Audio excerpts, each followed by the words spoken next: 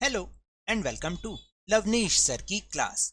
आज की शिक्षा निदेशालय राष्ट्रीय राजधानी क्षेत्र दिल्ली की वर्कशीट नंबर 30 जो कि कक्षा 8वीं के विद्यार्थियों के लिए है, यह ली गई है विज्ञान विषय से और इसमें हम समझ रहे हैं पाठ प्रकाश को।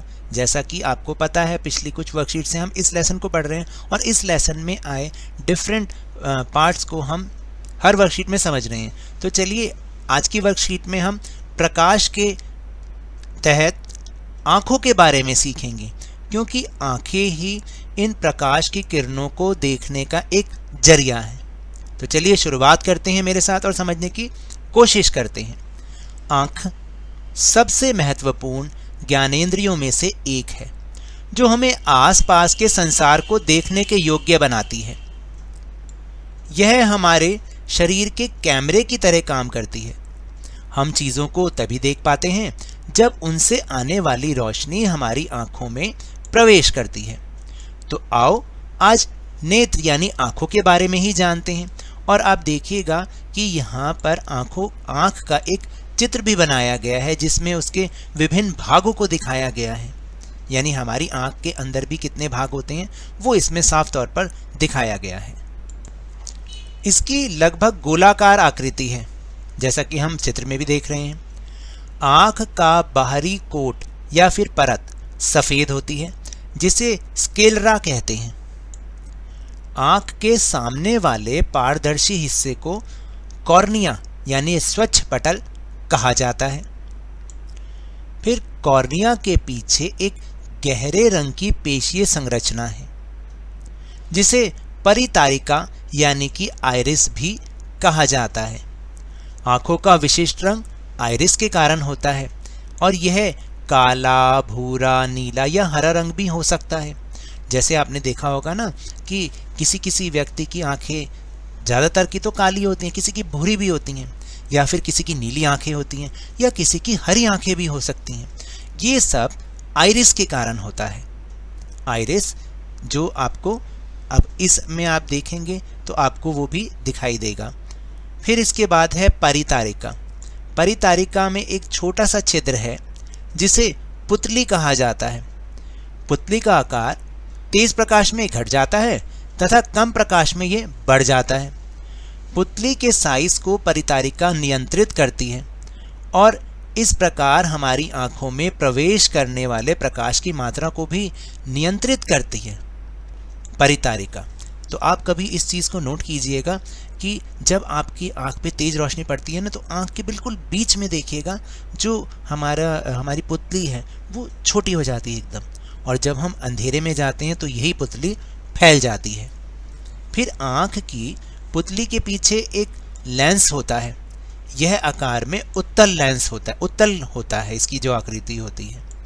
लेंस आंख के पीछे प्रकाश को एक स्क्रीन या परत पर केंद्रित करता है जिसे रेटिना या दृष्टि पटल कहते हैं। यानी जो भी प्रकाश आता है वो हमारे रेटिना पर बनता है, वो आँख के बिल्कुल पीछे होता है। रेटिना में दो प्रकार की प्रकाश संवेदनशील तंत्रिका कोशिकाएं होती हैं। दो प्रकार की प्रकाश संवेदनशील तंत्रिका कोशिकाएं ये होती हैं, एक तो होती है शलाकाएं कोशिकाएं। ये मंद प्रकाश के लिए सुग्राही होती हैं। सुग्राही का मतलब ये उसके प्रति कहने का मतलब है, क्या बोलते हैं उसको, इंग्लिश में बोलते हैं सेंसिटिव। ये सेंसिटिव होती हैं किस लिए, जो शलाकाएं कोशिकाएं होती हैं ये मंद प्रकाश के लिए सेंसिटिव होती हैं। और एक होती हैं शंकु कोशिकाएं, ये तीव्र प्रकाश और रंगों के लिए सुग्राही यानी सेंसिटिव होती हैं। फिर इसके बाद है ऑप्टिक या दृक तंत्रिका संवेदनाओं को मस्तिष्क तक पहुंचाती है। ऑप्टिक तंत्रिका और रेटिना की संधि पर संवेदी कोशिकाएं नहीं होती। चूँकि इस स्थान पर कोई दृष्टि संभव नहीं है, इसे ब्लाइंड स्पॉट भी या अंधबिंदु कहा जाता है। तो देखिए जो आँख में एक ऐसा स्थान भी होता है जहाँ पर कोई दृष्टि नहीं होती, इसे फिर ब्लाइंड स्पॉट कहा जाता है।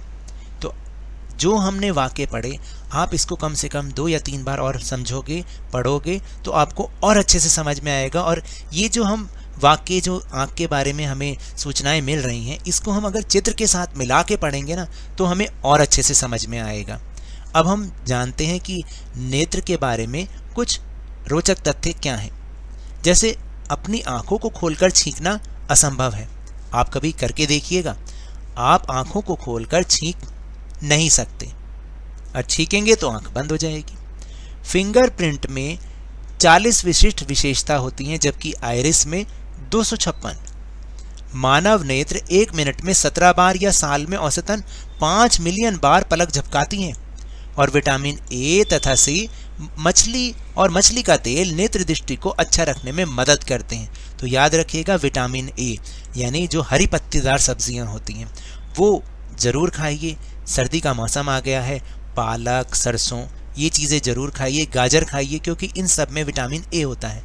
और विटामिन सी और मछली का तेल नेत्र दृष्टि को, हमारी आंखों की रोशनी को अच्छा रखने में मदद करते हैं। तो ये तो थे वर्कशीट के टॉपिक।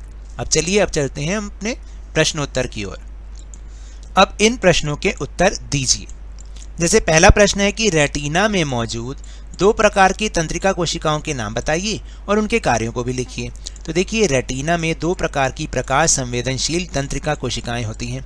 जैसे एक होती हैं शलाकाएं कोशिकाएं जो कि मंद प्रकाश के लिए सुग्राही होती हैं, और एक होती हैं शंकु कोशिकाएं, यह तीव्र प्रकाश और रंगों के लिए सुग्राही होती हैं, यानी रंगों के प्रति ये सेंसिटिव होती हैं।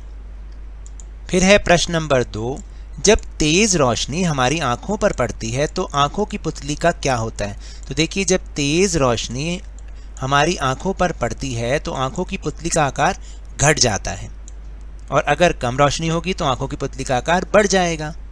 फिर इसके बाद है प्रश्न नंबर 3, रिक्त स्थान भरिए। तो देखिए, लेंस आंख के पीछे किस पर प्रकाश केंद्रित करता है? रेटिना या दृष्टिपटल भी कहते हैं, नामक एक परत पर प्रकाश केंद्रित करता है। उसके बाद है आंखों का विशेष रंग किसके कारण होता है? आइरिस के कारण। मैंने अभी समझाया भी था आपको। नेत्र में किस स्थान पर कोई किस नहीं आएगा? जिस आना चाहिए। नेत्र में जिस स्थान पर कोई दृष्टि संभव नहीं है उसे ब्लाइंड स्पॉट या अंधबिंदु कहा जाता है। और इसके बाद है आखिरी प्रश्न यानी प्रश्न नंबर 4, हम वस्तुओं को कैसे देख पा रहे हैं या देख पाते हैं? हम वस्तुओं को तभी देख पाते हैं जब उनसे आने वाली रोशनी हमारी आंखों में प्रवेश करती है, तभी हम वस्तुओं को देख पाते हैं। और ये हमने परावर्तन वाले टॉपिक में समझा भी है कि जब कोई रोशनी किसी वस्तु पर पड़ती है, उससे टकराकर हमारी आंखों में प्रवेश करती है, तब हमें उसका प्रतिबिंब या चित्र दिखाई पड़ता है। तो ये तो थी आज की वर्कशीट। अगर मेरे इस तरह समझाने से आपको थोड़ा सा भी समझ में आया हो तो इस चैनल को ज़्यादा से ज़्यादा सब्सक्राइब कीजिए, लाइक कीजिए और बहुत ज़्यादा शेयर भी कीजिए। और हाँ, मेरे साथ इसी तरह वर्कशीट को समझते रहिए, लेकिन ध्यान और मन लगाकर पूरी मेहनत और लगन के साथ पढ़ते रहिए। और अगर आपको कोरोना वायरस को हराना है ना, तो अपने हाथों को समय समय पर साबुन और पानी से धोते रहिए, मास्क जरूर लगाइए, क्योंकि जब तक दवाई नहीं तब तक कोई ढिलाई नहीं। धन्यवाद।